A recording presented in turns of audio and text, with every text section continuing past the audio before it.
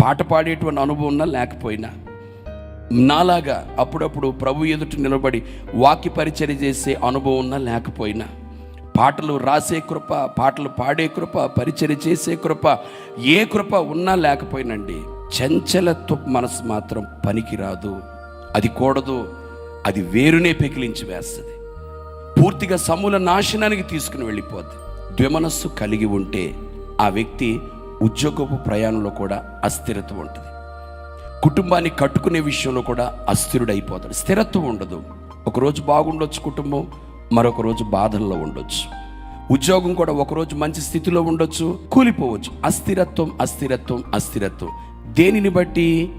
ద్విమనస్సును బట్టి. ఎప్పుడు కూడా ఈ ద్విమనస్సు అనేటువంటి అనుభవంలో మనం ఉండకూడదు.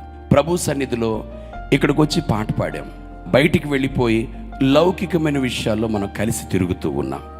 ప్రభు సన్నిధిలో మోకరించినప్పుడు ఇప్పుడు వరకు ఏం చేసావు? ఇప్పుడు వరకు నీవు జీవించిన విధానం ఏంటి చెప్పు. ఇప్పుడు మోకరిల్లి ప్రార్థన చేస్తే ప్రభువు వింటాడా? ప్రభు సన్నిధిలో ఏనాడు కూడా ద్విమనస్సు కలిగిన అనుభవాల్లో పొరపాటును మనం ఉండకూడదు.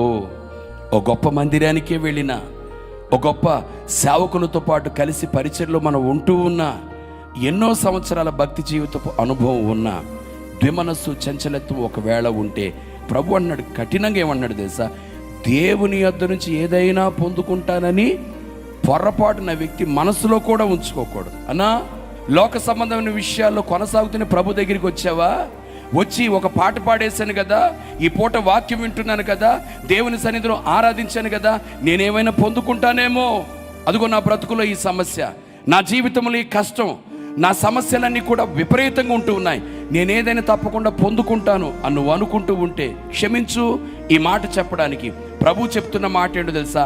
అట్టి మనుష్యుడు దేవుని యొద్ద నుంచి ఏదైనా పొందుకుంటానని అనుకోవడం అమాయకత్వం. ఆ రీతిగా కాకుండా పిల్లలారా, దీని కొద్దిగా రివర్స్లో మనం మాట్లాడుకుంటే, చంచలత్వము, ద్విమనస్సు, వీటన్నిటిని తొలగించుకుని ప్రభుతో ఒక నిబంధన చేసుకుని, దేవా బ్రతికితే నీ కొరకే బ్రతుకుతాను అని ఒక నిబంధన ప్రభుతో చేసుకునే ఎడల చెప్పమంటావా?